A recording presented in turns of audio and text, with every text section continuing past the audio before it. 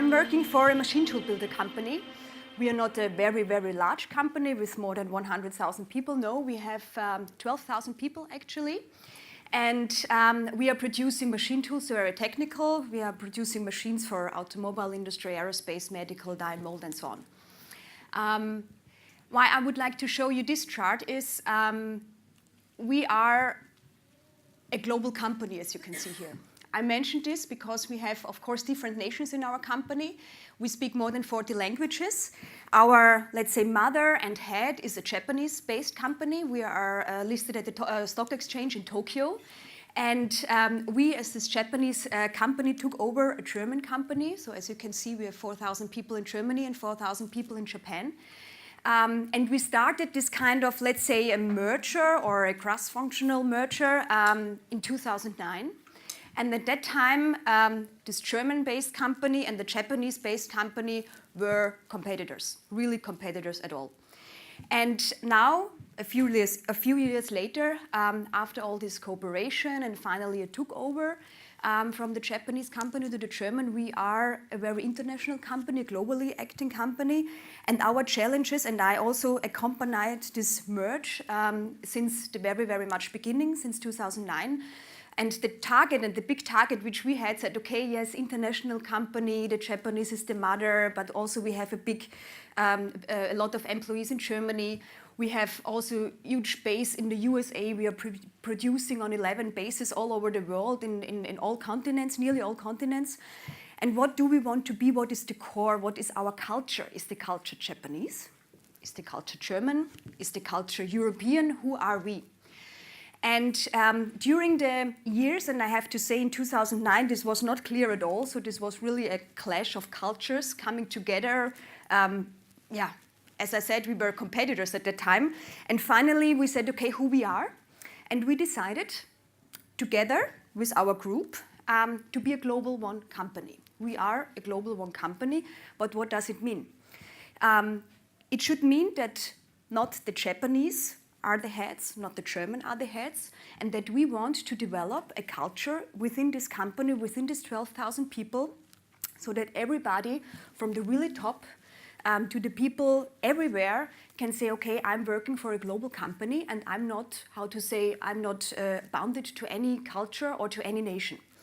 And this was a huge challenge which we faced in the last years, and I would like to give you some examples which came up, which I experienced.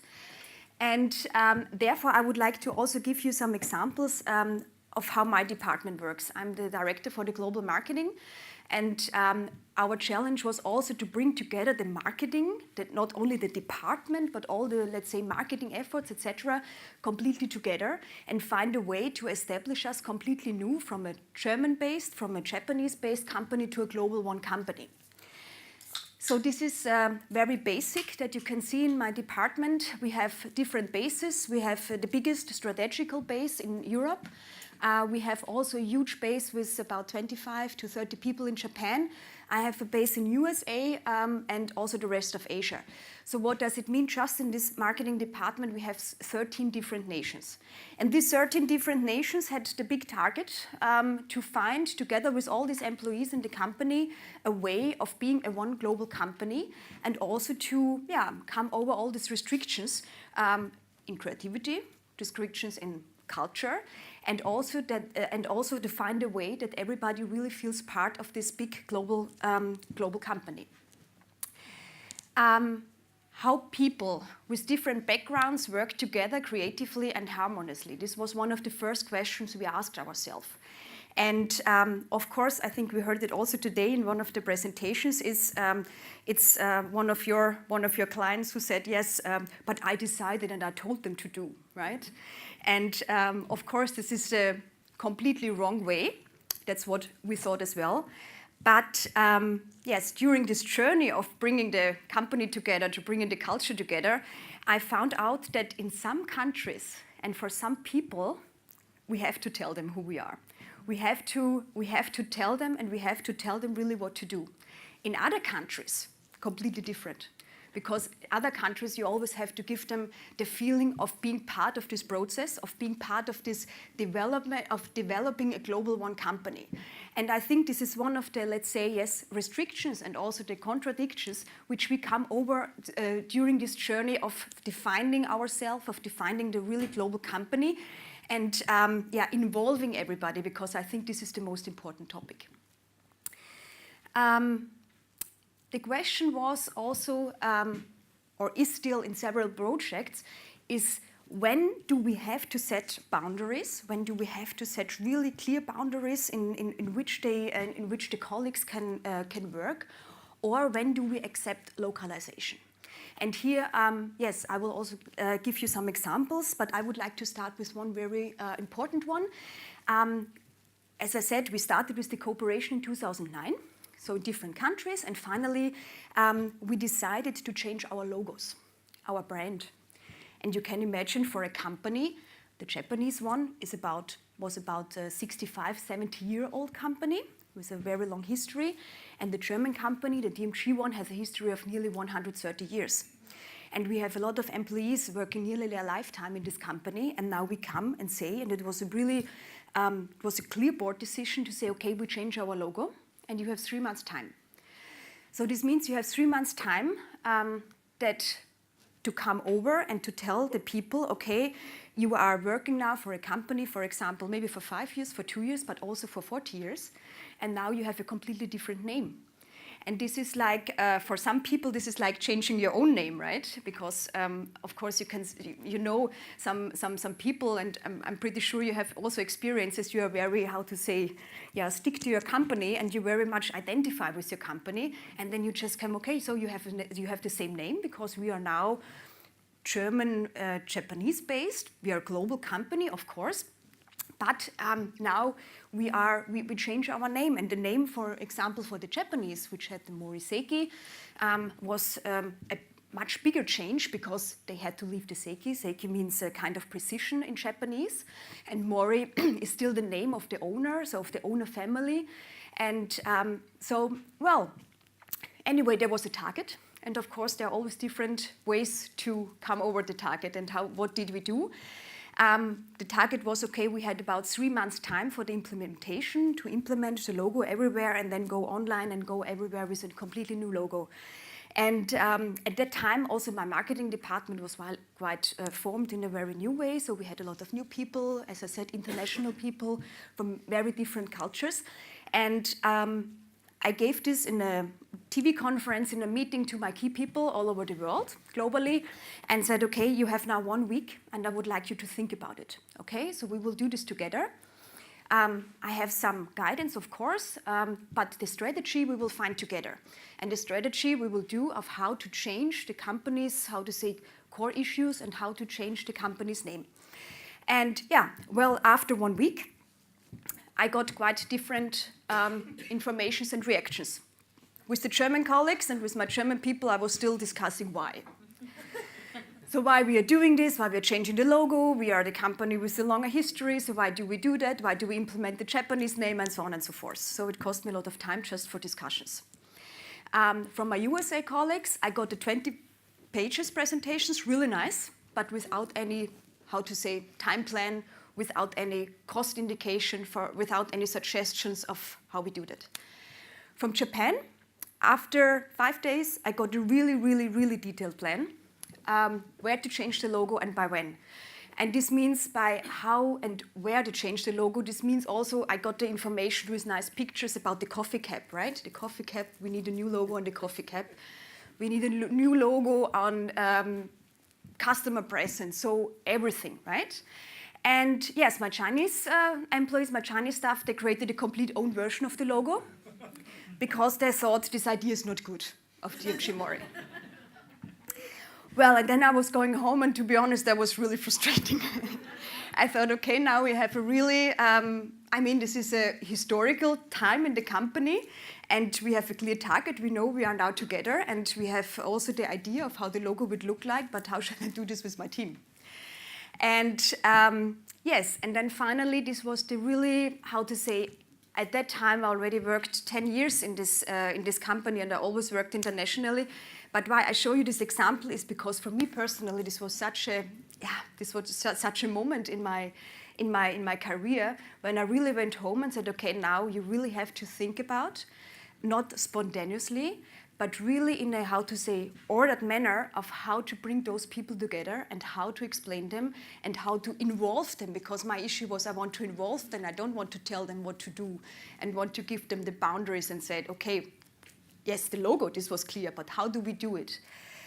And then I invited from each team 2 to 3 people, and we sat together and we really make a 2 days workshop.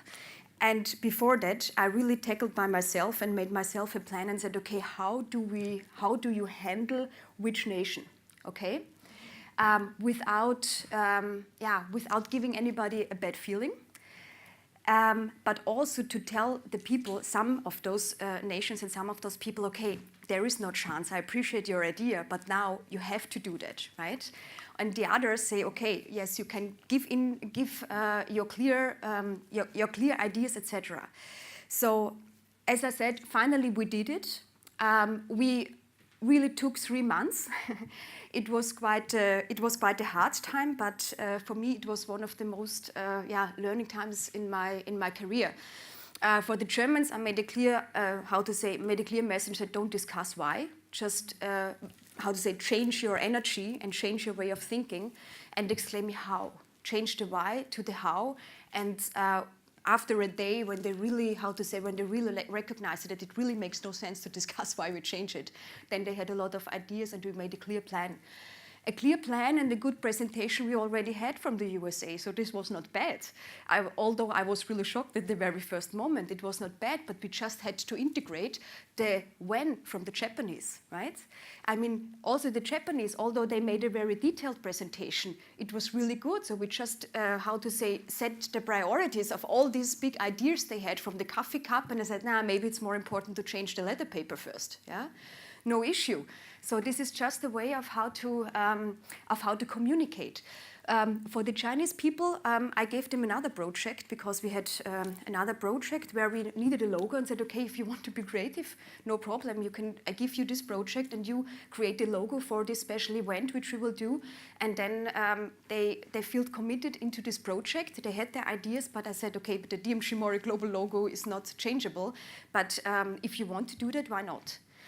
And so this was my way of, tackling all these people completely in a different way. I don't want, as I said, from Germany, USA, Japan, China, I don't want to talk about only stereotypes. So please don't misunderstand me, because I also know that if you have a group of Japanese or German people, also these people are within their thinking completely individually. But of course, there are some topics which are really, which I can say a little bit same in my group. Leading cross-cultural.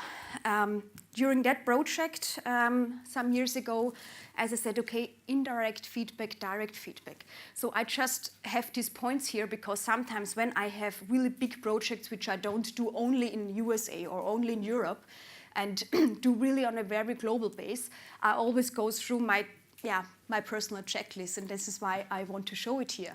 So the indirect feedback or the direct feedback is very important. How you really, address things to the people, task-based or relationship-based, and also defining consensus, which is very, very much important, especially for Japan.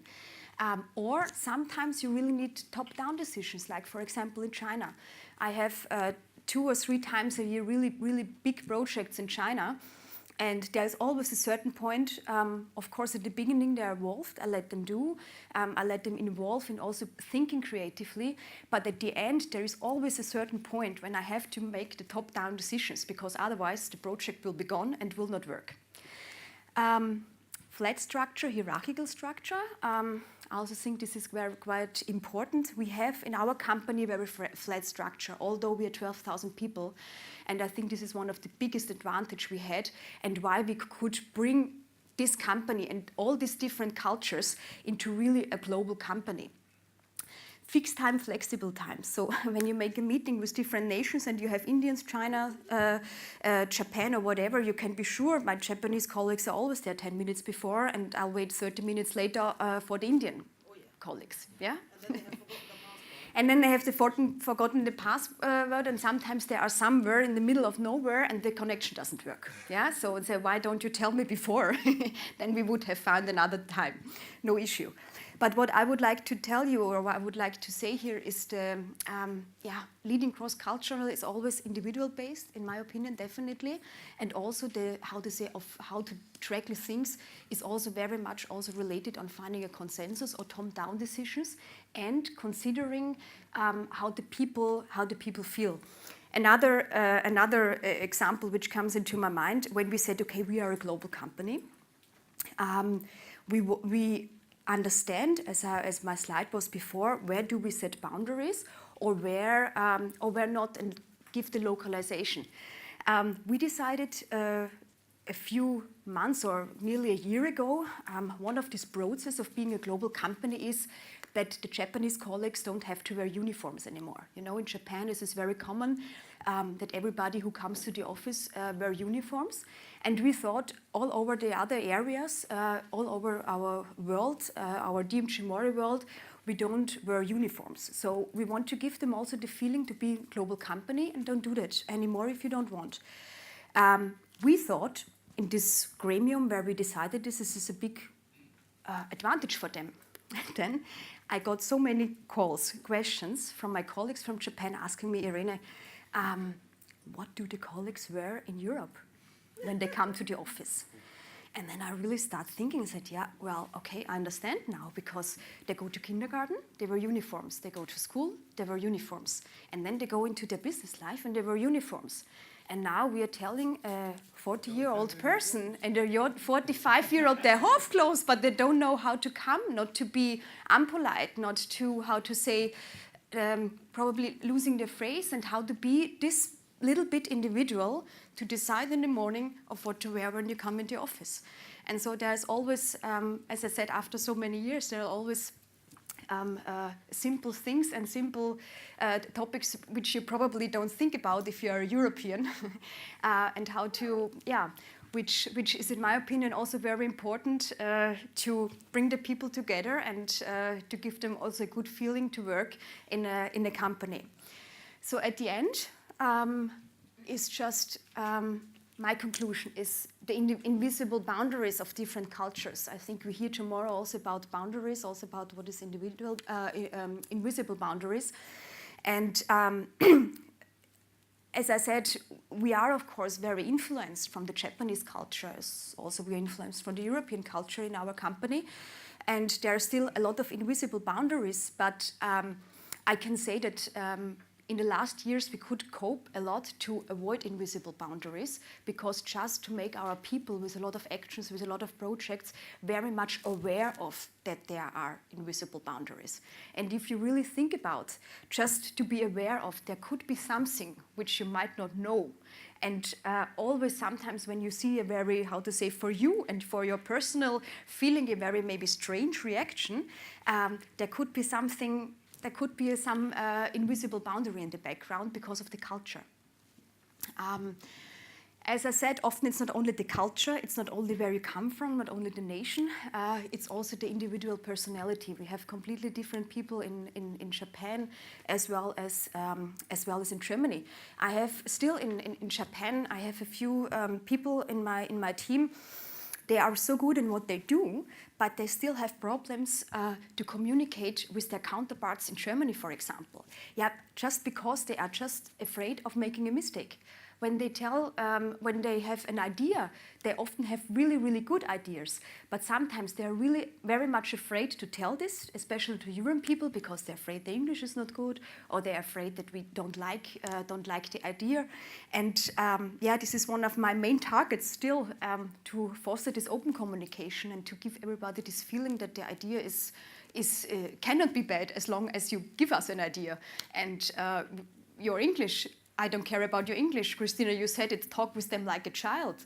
it's better to talk with them like a child than not talking at all, right? And I think this is this culture, and this is one of the feelings which is for us and for me and the team very important in order to come over this creativity and to foster the creativity and come over any cultural boundaries. The code communication is one thing which also fits here. Is does a yes really means a yes, or a no maybe not?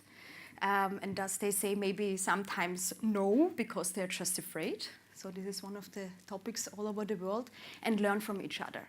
I think in the last years, since 2009, not only my department, but all over, we learn so much from each other. Also, for example, we invite once a year 400 developers, really machine tool developers, to a point in the world, and all those 400 people come together. And it's a lot of nations, and you cannot imagine after 2 or 3 days how many ideas we can get, how much our innovation capability increased just to bring the people together, just to support them to get an understanding of each other, right? And I think this is one of the most important things. And also, for example, this continuous improvement from Japan, right? I mean, the Germans are always making a decision, making such a big step. And the Japanese make a lot of small steps, but at the end, they're often faster.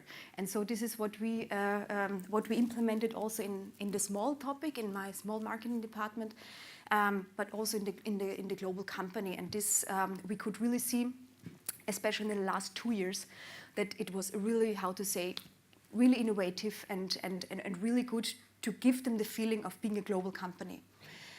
And at the end, because all of these business relations are always personal relations, and if you have an understanding for each other and having understanding for nations, for cultures, then I think everybody can be unbelievably creative. So thank you very much for listening to me, and I'm really looking forward to have discussions about Japan, about wherever. And please enjoy. Thank you.